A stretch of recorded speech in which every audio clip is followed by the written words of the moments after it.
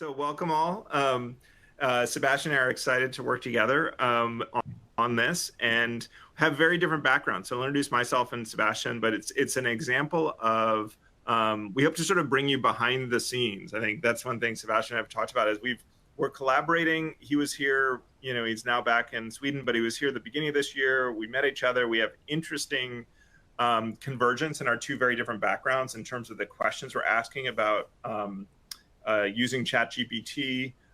My background is I work in the design school at Stanford, the D school, teaching students the creative tools to routinely innovate, design thinking, design process, ideation, prototyping, empathizing, all the different sort of techniques we use. And in particular, we'll be talking about a class that I've done for a long time here, running the accelerator called Launchpad for the engineering school. With Sebastian and I are going to talk about some of the things we've been doing to work with those student teams to launch businesses using some of these techniques and some of the questions we had mutually.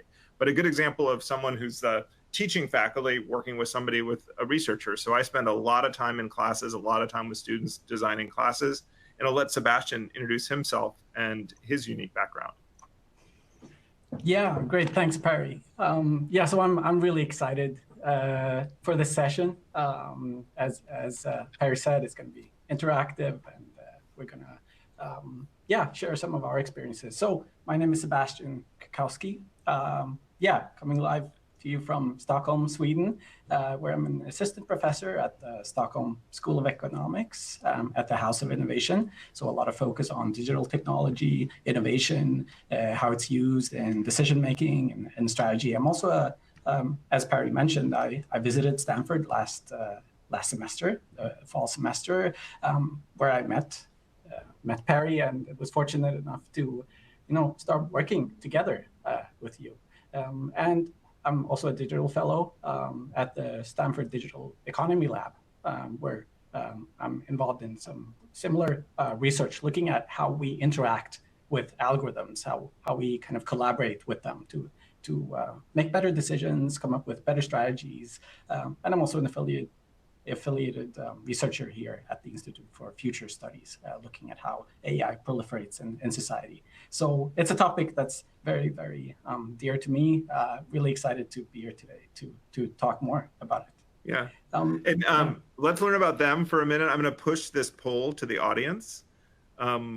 Let me know if you see it, but we're just going to spend 30 seconds. If you just click and tell, it's a way that we can sort of hear about you. And sort of tailor. This is interactive media. We've got all these dashboards and all this stuff up. We are real people, we're not bots. And we're going to react real time to that input. So as many of you as you who can, you should have a poll up on your screen, which at least to my screen says live. Just go ahead and click on there. We'll spend maybe just 10 more seconds. If you don't feel like doing it, don't do it. But it's a way of interacting, and we can tailor a bit of oh, did I push the results slide? Okay. Here we go. Push the audience. There we go. All right. There's the poll. Yeah, see, that's the test from a real person. Anyway, with that, we'll do just maybe 15 seconds and let you jot some stuff in, and then Sebastian, just flip back and share your screen. And we'll use those results later in the talk. But welcome all. We're really interested to dig into this topic with you, and I think you'll learn a lot about the questions that both Sebastian and I were asking from different fields and brought us together to do some interesting experiments, which we, maybe a precursor, Sebastian, you should be honest, we're still baffled by some of the results. So maybe you can help us. Anyway, with that, Sebastian, go ahead and if you just grab the screen back, that'd be great. Yeah, right. So yeah, I want to just mention also that we didn't plan on starting to work together, you and I, Perry. We kind of met serendipitously and found out that we have these mutual interests and overlap, but coming from different perspectives. So this kind of resulted in our efforts, of our explorations of this topic. So as you can see here, the objectives for the webinar today is, first of all, to really kind of have a conversation about the significance of AI and what it means for creative professions, for tasks, not just jobs in general. There's also a lot of talk about the impact on jobs, but I really like to have a more kind of nuanced discussion about various tasks and how it can actually augment our capabilities rather than automate us entirely. So I think that's kind of a topic that we're going to have today, a thread throughout the webinar. And we're going to try at least to make AI, generative AI, a little more approachable and hopefully inspire some relevant use cases to make your lives a little easier every day. So it's not as scary as it can seem. So here's the agenda. First, we're going to start with a little introduction, just a very light touch kind of talk, an overview of the technologies, generative AI, large language models, get into some real world examples that are hopefully a little more relatable than a lot of the hype that's going on. Then we're going to break for a mid-webinar Q&A and do a little live demo. So we'll see what happens there. And then we're going to talk a little bit about something that's referred to as prompt engineering. You might have heard of it. It basically relates to how you ask these chatbots questions so that they can better help you accomplish what you are working on at the moment, to make them better work for you and help you. And then, again, we want to hear even more from you about your experiences. What are your questions, fears, ambitions, aspirations? So, as I said, really looking forward to making this interactive.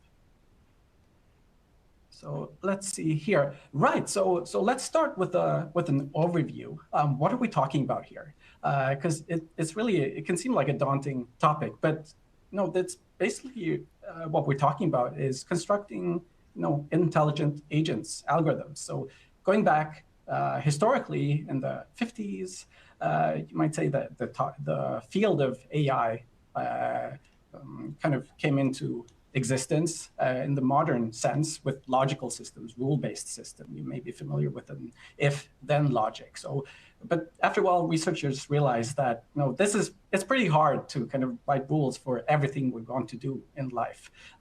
So after a while, with more sophisticated techniques, more data, we kind of started adopting as a society data-driven approaches. So using large amounts of data to make predictions and kind of coming up with useful algorithms that way. And today, the new frontier that just about everyone is talking about is generative AI, which can be seen as contrasting these. The first wave was kind of logical, rule-driven. The second one was more predictive, inductive, data-driven. And what we're seeing today is generative. So in a sense, it's very creative. It can help us come up with new topics, new ideas. And that's really what we want to talk about today, kind of a more balanced, a little more optimistic, constructive view of how we can use these technologies to be creative and innovative. So how are these tools today developed? So they're not manually coded. They're not rules that we specify everything we want them to do in every conceivable context, like symbolic AI, the good old-fashioned AI. It's also not exactly the same thing as machine learning. It uses machine learning, but it's been trained on vast amounts of language. So for now, let's stick with large language models. For example, GPT-3, here you see the data set that it's been trained on. So Common Crawl, basically the internet. And Reddit, you see there, 22%, 60% Common Crawl, and then digitized books, 2 data sets there, 8% each. And lastly, Wikipedia, 3%. So they're right to the right, next to the pie chart, you see a typical neural network where it's kind of modeled after how our brains work. So various connections in the brain are reweighted so that it kind of calibrates the predictions. And that enables these systems to kind of predict the next word. When they answer your prompt, basically what these models are doing is predicting the next most likely word in a sequence of outputs that generally tend to make sense. And then these are further kind of trained, adjusted, fine-tuned from manual human feedback. So people who basically give it a thumbs up or a thumbs down if they like the answer. So this is called reinforcement learning from human feedback, RLHF. And this, for models, chatbots like GPT-3, this makes them even more useful for us in everyday tasks. So that's, in a nutshell, how large language models are developed. And how we access them, well, it's with a range of tools. Many of them you've probably heard of. So I in my opinion, I think the most accessible, useful ones that perform well are on the far left there. It's OpenAI's ChatGPT, specifically GPT 3.5 or 4, but also Bing AI, which you could say is very similar to GPT-4. But there are also open source alternatives like Open Assistant or Stable Vicuña or Stability AI has different models that perform fairly well. But there are also some limitations that we want to point out. It's worth keeping in mind because there's a lot of heated debates around the the threats and the limitations in relation to these models. And they acknowledge OpenAI, for example, on their homepage. When you enter and start using ChatGPT, it tells you about some of the limitations, but there's a range of them. So they've been known to what is called hallucinate. So they are basically, as I was saying, they're predicting the next. Sebastian, sorry to interrupt. Yes. We're getting a couple of messages about what people are seeing. Are people, Robin or Amy, do you want to give us a heads up? Are we projecting the images out from the deck correctly?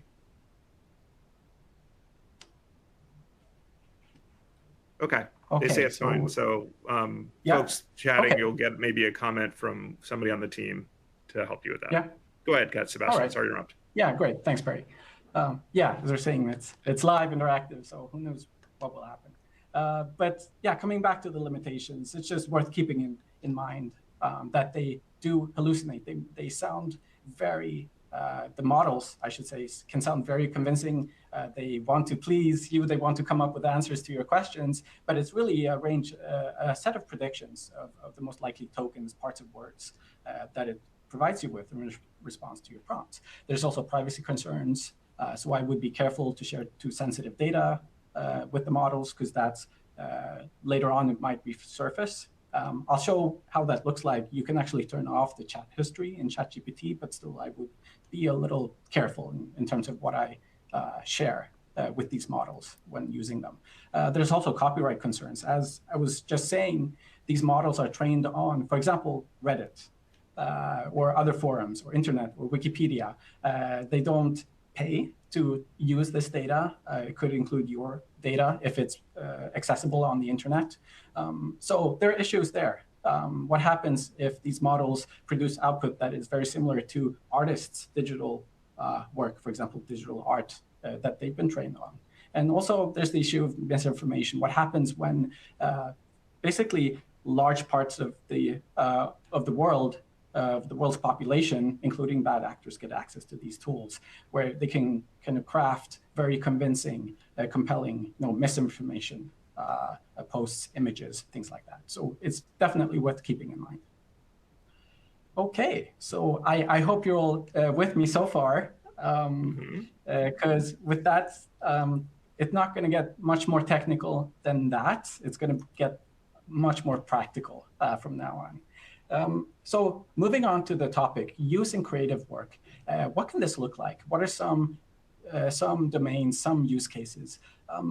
As we mentioned before, we like to talk more about augmentation rather than automation.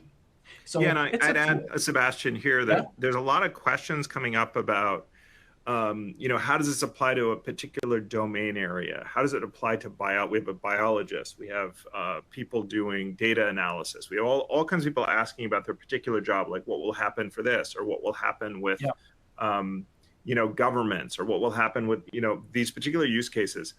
What we have found really interesting is this topic, and it's sort of maybe think about your own field, and we'd be curious to see how this sort of line of inquiry that Sebastian and I share, and we're going to share how we're working on it, what the implications are. And I think you'll see it sort of viable to all of these fields, we hope. It's just a way of thinking about what the tools are. We're fascinated with what we feel they are very, very good at, or potentially very good at, and fascinated with this interaction human beings are having with this goal. So if that makes sense, this is sort of the topic. Take this topic and apply it to your domain area, and maybe that helps you generate a question about this in the Q&A.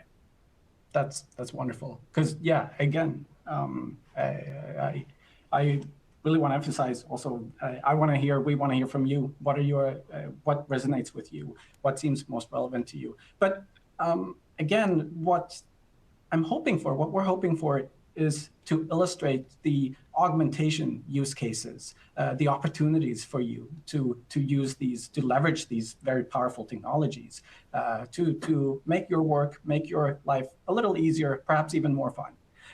So one use case here, content creation, ideation. I was talking to one company, for example, that realized they didn't need to spend as much time on their newsletter because they could leverage ChatGPT to write better newsletters that more people click on, and faster at that. So it's just a little example of some of the potential here, and this can also relate to blog posts, coming up with prototypes, ideas, marketing campaigns. So it's really to get a head start in your thinking. You know, when you're looking at that blank page, you don't know where to start. This is an excellent use case in general, I would say.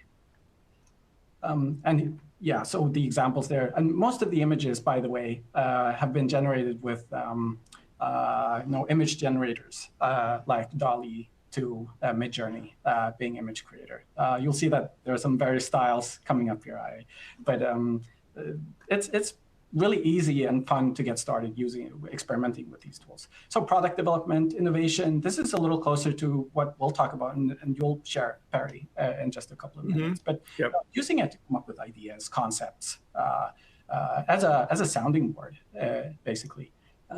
Again, as I was just saying, I myself have been playing around a lot with the image generators as well. So concept generation, visualizing, different concepts, ideas in new ways that maybe you wouldn't have thought of, or at least getting options, alternatives to consider. Again, something we'll come back to in just a couple of minutes. Yeah, and this is something we'll dig into. I think this idea of working with Sebastian, we've been talking a lot about it as not another way to say this title to this slide is thinking about it as an option engine, not an answer engine. And I think that might help sort of frame a bit of how you might be thinking about if I have questions in my work, if there's areas of inquiry, this can be, we've been experimenting, and Sebastian's going to go into a fascinating study he did. So there's studies, and then we're experimenting in our classes and trying different things to get that behavior into the human beings. How might they use this to help them generate a lot of options in an area of inquiry, and maybe even increase the range of options? I think research is a great example of where that might be really valuable. And a couple of people asked about this. How does this affect if I'm a researcher? Yeah, obviously super relevant to us, to me. So there are some tools that are a little more geared towards including sources, references, being a little more transparent. So here are some examples of those. So specifically for the images here, we use the stable diffusion, the Excel model, which personally, that's my favorite. But again, tinker, find the tools that you find useful and intuitive. But there are a couple of different options for researchers. If you want to try elicit, consensus, perplexity, those are a little more transparent. But still, it's early days. Some of them are in beta stages still. And finally, a use case that's maybe not talked about as much as the others, but is how many people think that there's a lot of potential in using vector databases. So basically, instead of having to use keywords, you can actually connect your knowledge base, your various data sources in a company or you personally, and they can be vectorized.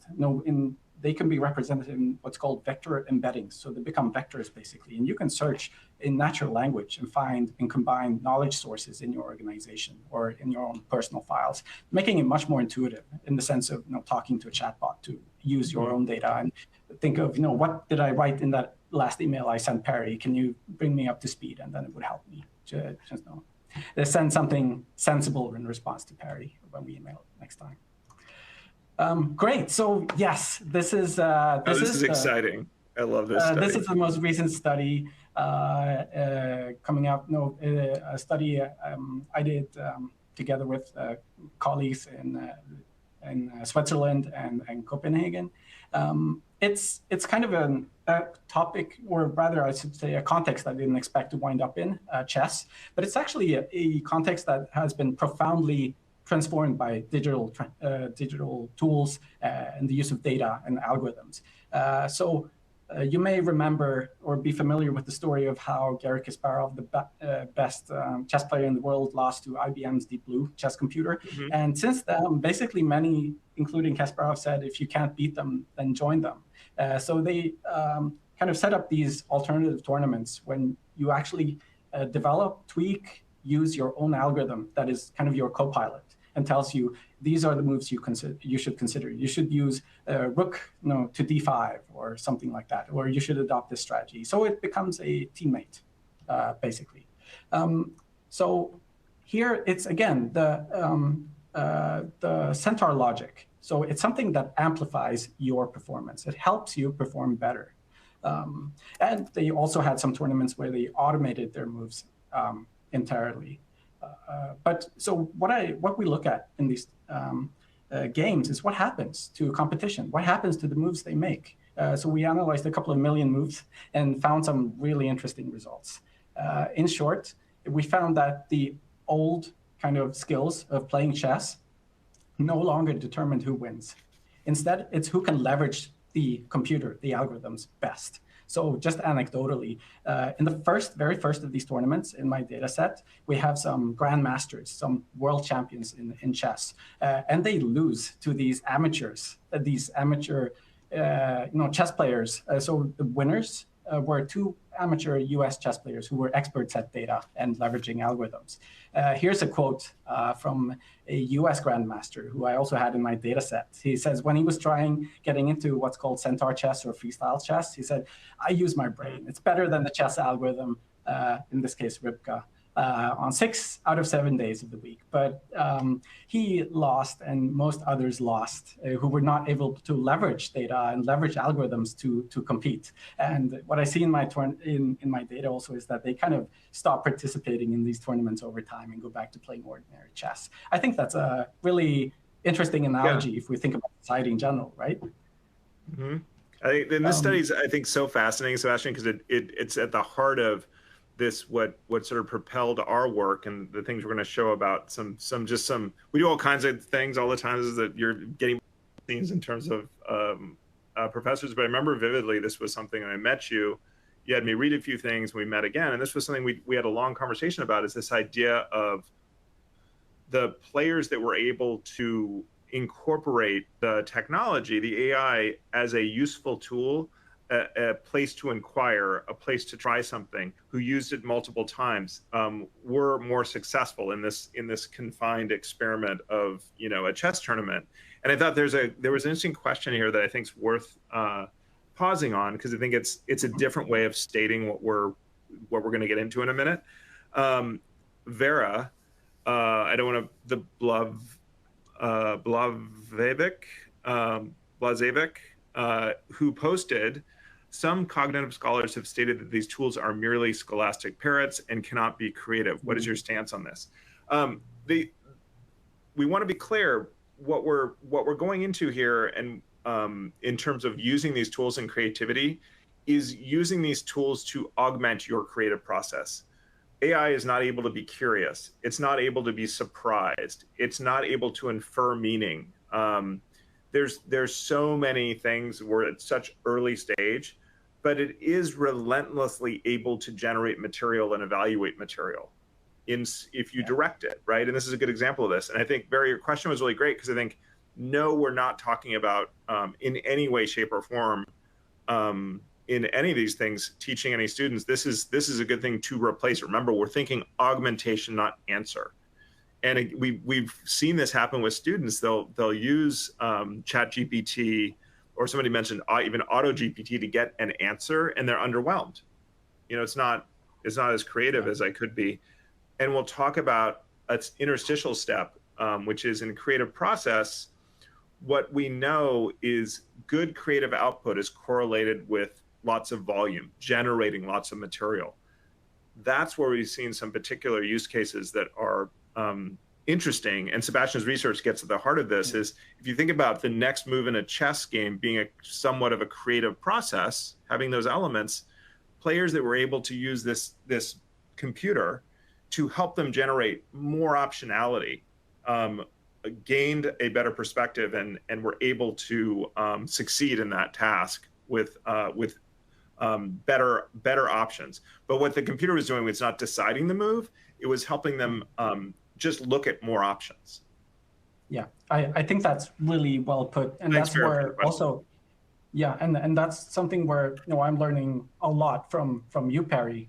Thinking about creativity and thinking about design in these terms of what is the problem we're solving, but then how can a machine help us solve that? So taking over the grunt work, the number crunching, generating lots of options for us to choose from. I think that's one of the most, in more practical terms, that's one of the most common mistakes I see people make when they try to use generative AIs. Like they use it as Google, let's say, or Wikipedia, but it's not a search engine in that sense. And Nahar asked an interesting question: what is it not good at? And I think some of those things that are so critical for creative work are going to be, and Sebastian would know more about this, or my understanding is so far, like they're really hard to be curious, to infer and be surprised and be able to notice something because it's unique and different. Those are things that are still uniquely to the domain of human. I mean, I've read a couple of books. One was The Alignment Problem by Brian Christian, which I'd recommend. Maybe we could put it in the notes. But a terrific book about the things that that these computer models are potentially good at, and what is uniquely human in terms of our psychology. So thanks, Nahar. But that's sort of one area in the domain of creativity. I know those things are a place we've seen this ability to sort of bring in some of these tools, but you need you're still driving your creative process with these unique abilities to notice things, be surprised, be curious, to ask the right question. That ChatGPT is not going to be able to ask the right question.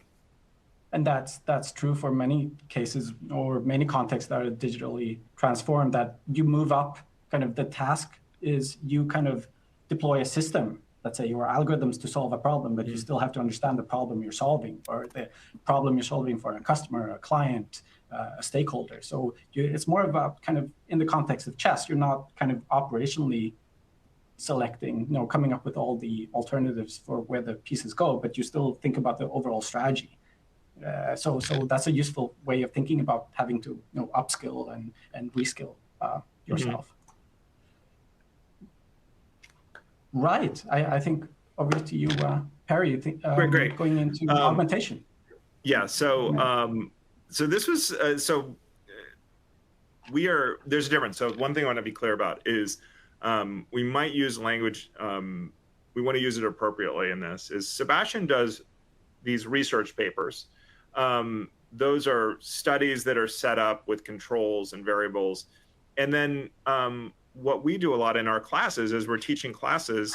We've been collaborating with another collaborator we'll mention who was involved with one of these that teaches a class in Australia. So we get a chance to run the same thing in a different class, a few months from now as their term starts. And so we're mixing it up, and I happen to be doing a class right now called Launchpad.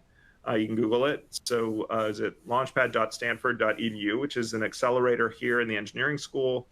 And we have passionate founders launching businesses using creative process to do it. So what's different about this accelerator at Stanford is we use experimentation to launch the business. So in a way, a launch to learn. So they're constantly building, launching things, putting them out there. No business plans allowed, just launching to learn. So a really creative group, and we're very open with them and introduced Sebastian to them.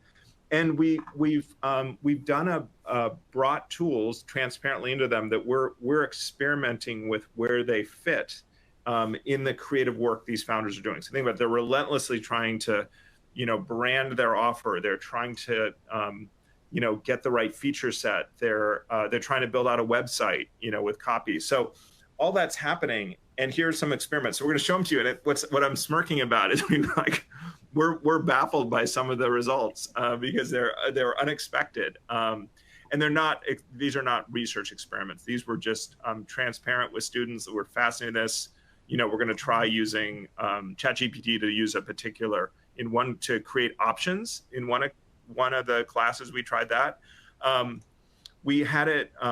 Another aspect of creativity is you generate a lot of material. How do you edit down? We used it to edit alongside the students and see what results that yielded. And then we used it to notice patterns in materials. So when we would generate, we'll talk about this, they generated, and actually there were some questions about how to use it in areas like this. We also used it to notice patterns. And AI is particularly good at that. And we used it in that case. Well, we're just going to talk about these, and then we'll dive in. And from the poll results, there were only a small fraction of you haven't been on these tools, which is awesome. So there's only about 20% that haven't experienced these tools. So it's awesome, and I can tell by the questions, people are dipping their toes in and have loads and loads of questions. So my hope is this opens up this topic for all of you about what it means to use it as an augmentation tool. So with that, let's go into cross-domain prompting. This was something we did. So imagine now the students are in a class. This is a picture of the classroom. We've pixelated things as well as we can. And the idea was this idea of cross-domain prompting. I'll try to explain it really, really succinctly. Humans in generating ideas. So think about, we're trying to generate an idea. So I'll use it as an example. One of the students has a really interesting, this is somebody who's been interacting a lot with us. He has a really interesting idea for a real estate startup. Given there's a big challenge in commercial real estate in a lot of cities, he wants to sort of, in a way, reinvent WeWork by doing micro leases between people that are stuck with office spaces now with hybrid work, that still want to have live meetings, and how do they do live meetings, and could they share office space with other companies, and how do they figure out what things on their calendar are particularly good for in-person, what things are better for hybrid. So it's a really fascinating startup idea.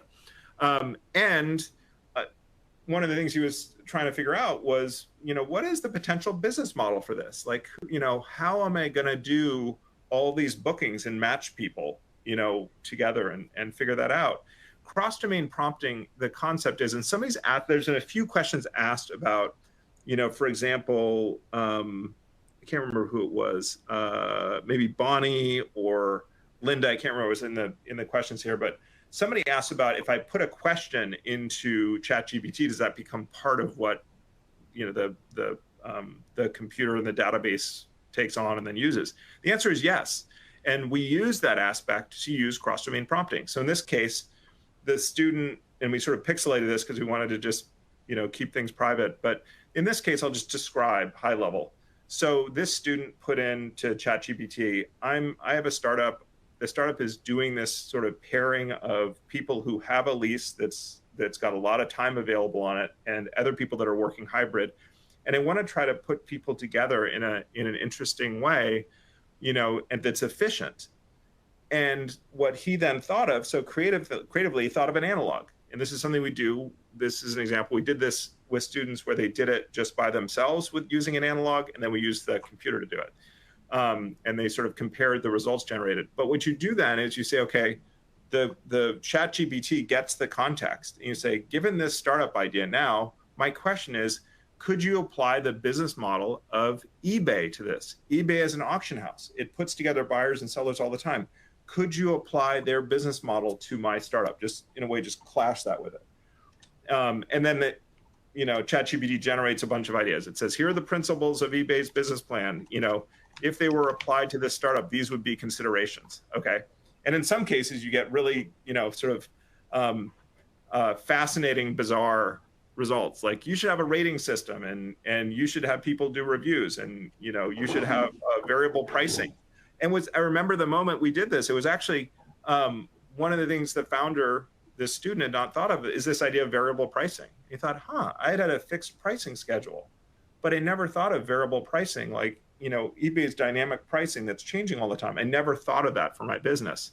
So an example of what we do as humans when we brainstorm, we would, if we want to generate ideas, this is well known, like Robert Sapolsky writes a great book about the brain and neuroscience. He's a terrific professor here called Behave. Highly recommended if you want to spend a lot of time reading a book about neuroscience that's really in detail. But he talks about how our brain works. So we're mimicking what happens in your brain. If I give you an analog and I say, hey, think of a great way to deliver dinner to the dinner table tonight. You might come up with ideas. And they say, okay, well now let's do dinner like a snow cone counter at a fair would do it. Suddenly you think of you bring up all the ideas about snow cones and county fairs, and you sort of apply that to this idea of creating dinner tonight for your family. That's what happens in our head is we pull up all of this information related to whatever experiences we've had, and we put them together with our idea and we generate new ideas. That's an idea generation technique. I've written about it. There's many studies about it. It's proven to generate new and novel ideas. The only limitation is it's limited to the knowledge I have about that analog. What was fascinating about this was the computer is relentless. It can keep going. This student could just put in more and more, clash this go-to-market business strategy from this company with my idea. Oh, well, let's just do another. Let's do another. Let's do another. And it generated all kinds of new ideas, and the student was driving it. It was the exercise of creativity was coming up with these prompts and then sifting through the results. And it was fascinating to see the lights turn on and see new directions get created. So a lot of you are asking, how might this work in my field? How might this work in the field? I think this is a really interesting prompting technique that is an example of leveraging sort of a very, very big, large data set that might have information I'm not going to even have in my head, but I have enough of an inquiry I could inquire about it and sort of put it together. With that, let's jump to we'll just run through these quickly and then get to Q&A. This was another one, and I want to credit Ben Johnstone from UTS Sydney, who's a collaborator that helped us with this one. He's going to use this in his class in the summer. We used a custom-built AI that just basically was a plugin to ChatGPT to do this following assignment, which traditionally was an assignment. I'll just explain it to you. We have students work in this worksheet, and they use different story structures to tell the story of their company. So this is helpful with writing copy for a website. This is helpful to communicate your idea to an investor. It would say things like, write about your company as if it's a haiku. Write about your company as if it's a review on Amazon. Your company as if it's a New York Times obituary about you as the founder. So it's different ways to get the student founders to think about their organization, their company, their message in different ways. So a lot of you were asking like, hey, how could I use this in creative? I'm running an advertising agency. I think somebody asked about that. This is a really good example of that. It's like, hey, you do this all the time. You're being creative. You're trying different story molds. You're doing different things. And then we would evaluate that work in class. People would bring it in. We'd put Post-its on things that were new and different and not. And we'd have a discussion. And generally, students got a lot out of it. So we thought, this is a really powerful technique. What if we had the AI generate a lot more material? So what we did was we built a Slack channel and used this, and we basically had students write a couple of short paragraphs about their company and their idea, and ChatGPT generated all kinds of material. Like it generated 2 or 3 or 4 times the amount of material they'd ever been assigned to do. So their job became editing it. So what they ended up with was effectively the assignment now was editing a mountain of material generated by ChatGPT and sifting through it and seeing what was new to them and new and potentially worthy of inquiry in green. This is the powerful thing. And they also got things they marked in red, which were things they felt were entirely not something that they wanted to use in their company, which was a new part of the assignment. We'd never think about it. When they did the assignment themselves, they never did things they didn't want to share. They only did things they did want to share. Now we had all this material. So the conversation was quite different than in the past. They now had material we could talk about. Why don't you like that? Which we never had that conversation before. Why do you like it? And it wasn't generated by them. And then after that discussion, we had them, spend 20 or 30 minutes and build out sort of a final version by themselves. And this is the fascinating thing that Sebastian's, going to figure out how we research was none of the students used anything generated from ChatGPT. They reverted back to previous material. And it was interesting. And we had a discussion with that with the students afterwards. And I don't know what your takeaways, Sebastian, but this is this fascinating thing of they admitted there was new material, but they weren't quite able to process it and use it. And our hypothesis was when we did this, which was they were going to be far more open to using stuff that came from an objective source, a computer, and perhaps incorporate it faster than they did input from other humans. So we're still baffled on that one. So anybody who's a psychologist out there that chime in and put something in the Q&A, please do.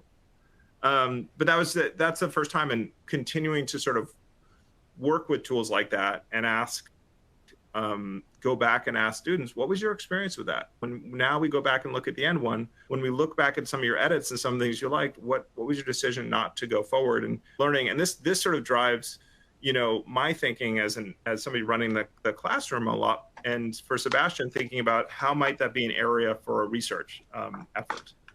And then this last one, noticing patterns with AI.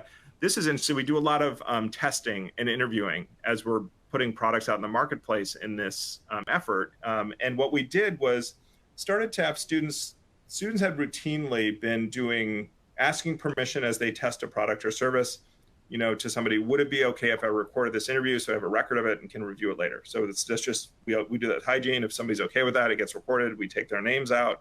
We're careful about personal information. But they begin to do something really effective, which we teach in design process, is continue to ask consistent questions. So if let's say I'm this student, and I have somebody looking to lease an office space, look at my website, and I'm giving the example of that student that we talked about in the cross-domain prompting. Somebody will take a look at the website and then it'll say, okay, tell me what you think of the product. And it'll ask that question consistently, each one, would you use it? Yes or no? Either answer, he asked why. And he's very, very consistent about that. And the cool thing is then what we have is we have a record of those interviews, and very easy to compare because he's asking consistent questions. Okay. We also have a mountain of material. There's a lot of interviews happening. There's a lot of these questions, and 3 iterations. I have this iteration, then this iteration. I want to compare the results because these 2 different folks now, and students are doing this, one with their own sort of reaction to the interview, and then also reading the transcripts and highlighting, what are areas where, my potential customers are expressing anxiety, where is the need more clearly expressed? They're doing all that kind of work, and we've been doing that for a long time to success. It's terrific. And now what we had a few of these students group also run through something called sentiment analysis, which you'd load the copy. Again, we've cleaned out the names. So there's no personal information, and just ask the sentiment analysis. Where do you notice anxiety? Where do you notice expressed pain? Where is somebody the most tense? Where are they most engaged? And a lot of times we could share these screens. It's not that smart, so it'll miss things like sarcasm, right? It doesn't get sarcasm. So a lot of that stuff was really, really helpful. But what was fascinating was being able to score interviews across different demographics. So we had a different team working on making a decision with this really cool rehabilitation device. They have a really interesting take on rehabilitation when you have an injury that affects your walking. So this is something that they've been working on. And they didn't know whether they wanted to focus on older patients with, broken hips and neuropathy and things like that, or people with knee injuries or hip injuries, regardless of age. And they were just analyzing it. And they would talk as 2 founders back and forth and review the content. And it was very helpful for them to see the sentiment analysis and see some areas where there was far more nervousness about the situation than not. And they ended up finding that, hey, with some of the older people, there was far more expressed anxiety. And it was great because they felt that from the interviews and they felt it from reading, but they noted it was very helpful to them to sort of have a third party review it and see that. And the sentiment analysis would literally pull out the areas of the interview that it felt that the computer saw anxiety. and they were able to compare their own notes. So the idea was do it yourself, and now you've got this, in a way, a third-party review. But the cool thing is the third-party review, think about it, could go through all of their interviews. It was, an insane amount of effort for them to review all of it in the past, as opposed to have something go through and have them sort of go back through their reasoning.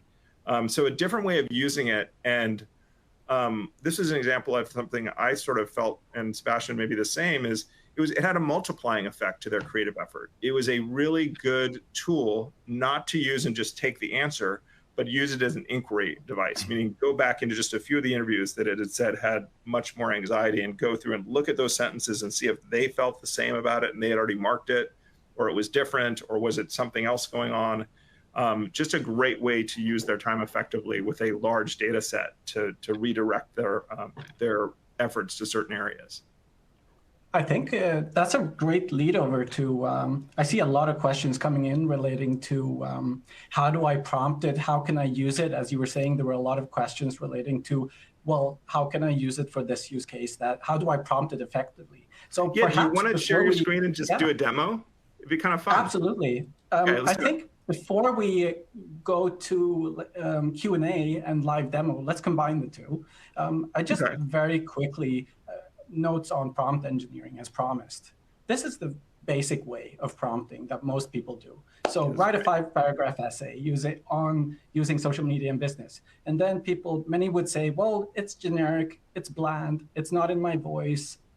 Most of those things would lead to, including my students and many others, thinking, well, this isn't useful, this isn't giving me anything.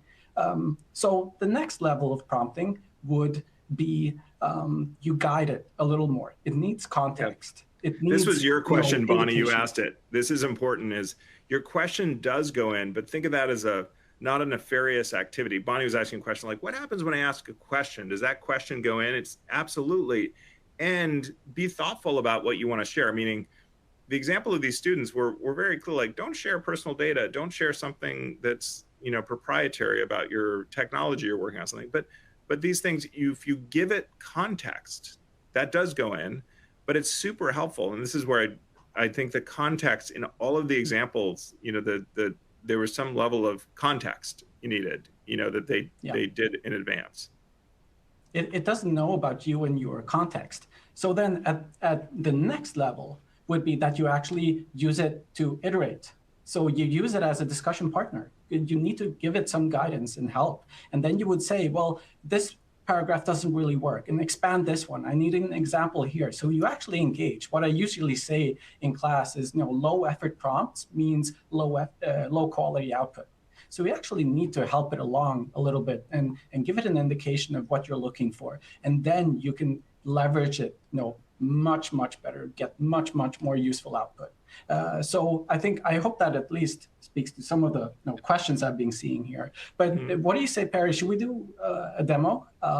Pick up on something? Yeah, let's do it. And I also like it because it's like, who knows what's going to happen with the technology?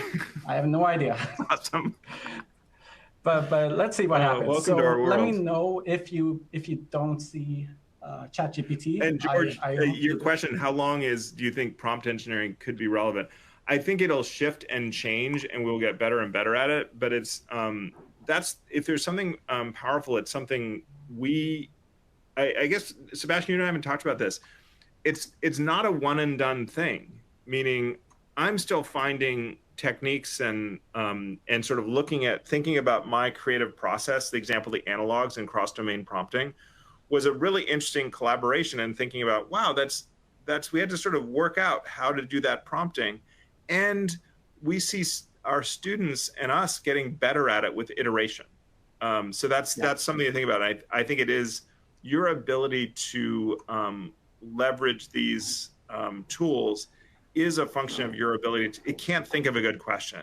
It can't think of a good context. It's not capable. So if you ask a really general question, it'll give you a general answer. But if you prompt it correctly, George, I think this is the key. Is we've seen really interesting results. Yeah. So exactly, and I think there's a lot of talk about optimal prompts, and here are some secret prompts, magical prompts. The best thing is to tinker and but with that in mind, I think this way of prompting it, of giving it context, iterating, and just learning by doing is the best advice I've seen, at least, out there. What should we ask it for, Perry? What do you think? Let me find. So there's a bunch of folks asking about different areas. Somebody was in an advertising firm. So let's maybe think of like we're not working in an advertising firm, but let's maybe do an example of cross-domain prompting. Mm-hmm. Okay, so let's help me come up with marketing campaign. And we just see the Q&A slide. You need to share your next, at least that's what I see. I see live view discussion Q&A slide still. If you want to share your screen. So what I'm seeing is I'm seeing the discussion Q&A slide, but I'm also seeing Sebastian's screen. So it's showing up the video here. It says ChatGPT. All right. For a company that wants to, let's do something very basics, wants to sell new shoes. Yeah. So here, sure, I'd be happy to help. So I wasn't very friendly. I should have said please, probably. It seems to work better that way. But here's the campaign overview. It's going to focus on a perfect blend of comfort, style, and innovation. So I'd say it's at least helping me hit the ground running with this marketing campaign, right? Yeah, and now give it a little bit more context. So with the question, like maybe we make special shoes that are made with a unique leather from Italy in a unique style that mixes, fashion with everyday wear. Mm-hmm. So now we give it more context, and let's come up with a cross domain, and we want to figure out what do we want to figure out for them. So we can ask it to use concepts from evolutionary biology. Yeah, these are fascinating. Biology to market the unique design. Okay, so now let's pause before I hit enter anyway, because it takes a minute to get back. But it's going to take some time. So it sounds like we're asking a goofy question. As the resident, sort of expert in creative process, our goal, if we're actually trying to come up with a breakthrough idea, we to sort of push for a variance of ideas. There's another talk you could look up, or Robin, I think I've given this talk for this group. So the idea of a distribution of ideas. We want to come up with a lot of ideas. So this is in theory going to help us with that. And we want to come up with really wacky and out there ideas, because just the other side of wacky is genius. Like there's a high correlation, and we don't want to stay in this middle ground. So what's interesting is the prompt is inspired by Sebastian. That's an interesting prompt, right? Is like, oh, that's not obvious to me. It's like, I'm eager to see what it comes up with. And keep in mind, it may be our purpose is not to have the best ideas. The purpose is to have more ideas, and ideas that might provoke our thinking and our thoughts. If Sebastian and I are the two people running this advertising firm, we want to meet with a client. We want a lot of really creative ideas. Well, we have to generate a mountain of ideas, and then as humans, we'll edit them down. So what did it come up with? So here, it's coming up with something sounds pretty cool to me, at least. The perfect union of nature and craftsmanship. It's going to focus on promoting them as a fusion of evolutionary biology-inspired design and traditional Italian craftsmanship. I think that's innovative, at least. I don't know if it makes much sense, but it's ideas. And if nothing else, it provokes me, and I react, and I say, no, that doesn't make sense. Maybe this could make sense. So even kind of those negative defensive reactions can serve a purpose. And this isn't one and done. So you could say, give them the same prompt and say, how might this, or apply the concepts of a mass retailer to this, right? And then we could just come up with a list of prompts. I'm just throwing out what's coming to mind, but it's not one and done. We're not saying, oh, that didn't generate something. The purpose is not necessarily, well, with creative process, the purpose is never quality. Quality comes from quantity. What I see in my work is this is an amazing technology to help you generate, particularly when you're alone, to help you generate more quantity. And we all do not generate the perfect ideas, right off the bat and go, I've got the perfect idea. Here it is. The way that we have seen success and what we train all of these Stanford students in here at the design school is routinely being able to generate a lot of material and then edit down and go through it. And the purpose of this is, sorry, go ahead. What do you got? No, I just want to say I think my prompt didn't make much sense, but I mean, again, the AI doesn't judge, it just goes with it and generates new output. I noticed that time is flying and we want to have time for a proper wrap up. I did see a question. Someone was looking through my history here, which is fine. I have nothing to hide. But someone saw that I had written a story in Swedish here about a dragon. So that was actually something I did with my 4-year-old daughter. So sometimes we do for a bedtime story. I ask it to write a good night story for her. And she prompts it, and she wants it to be about a dragon, a wolf, and in the desert. And then I wrote this story about how the dragon seems dangerous, but it's actually nice. And it breathes fire on the sand. So it created this beautiful landscape of crystals and glass. And then what we did was we took that prompt with us and generated pictures of her with the dragon and the wolf. So that's maybe not a classic use case, but that's something that we kind of share as a fun activity. And that is quite creative, I think. Right. So so we're at time. That flew by. Yeah, as you can tell, we are. And one thing I'd say, Sebastian, is we truly love this kind of work. It's like we're sharing with you the questions we're asking, and again, the core question we keep asking is, if we could use this as an area to inquire and generate more options, we feel that might be very, very helpful as sort of a core way of thinking about leveraging this technology in creative work. And that's what we continue to work on. And you'll a few people asked for more research papers, so I'm sure Sebastian is eager to get some hits on those papers. Happy to oblige. So Google him and you will find some really interesting reads. If you haven't read a research paper, get ready for something that you need a big cup of coffee and some patience to get through. Sebastian doesn't quite read like the article in a newspaper or something, but they're awesome and it'll go into this area. And thanks for being here. Like we love doing this. Thanks, Robin, Tim, Amy, for helping us do this. But we're just an open book. Like this is what we're working on. Thank you so much, Perry. Thank you. Thank you so much, Sebastian. We had so many comments, so many questions, hundreds. It's hard to keep up. Actually didn't come through. Not a chance. The results of the poll results that we put up at the very beginning, how much experience do you have with generative AI tools? We had 54% of people that spent a little time, 28% of people who have never used it. We had 17% who use it regularly, and then we had 1.3% are experts. So I hope that however you're joining us today, that you heard something new from Perry and Sebastian, or maybe if you've never used it or you're brand new, you saw a use case and that's something you took away from that. That's awesome. This was brought to you by the Creativity and Design Thinking program. If you want to hear more from Perry, check out that program. It's linked in your dashboard in the upper right. We will be sending out a recording for this. And we have recorded all your comments and all your questions so that when we are going to do another live session, we know exactly where people are and what they're asking and where we can go next.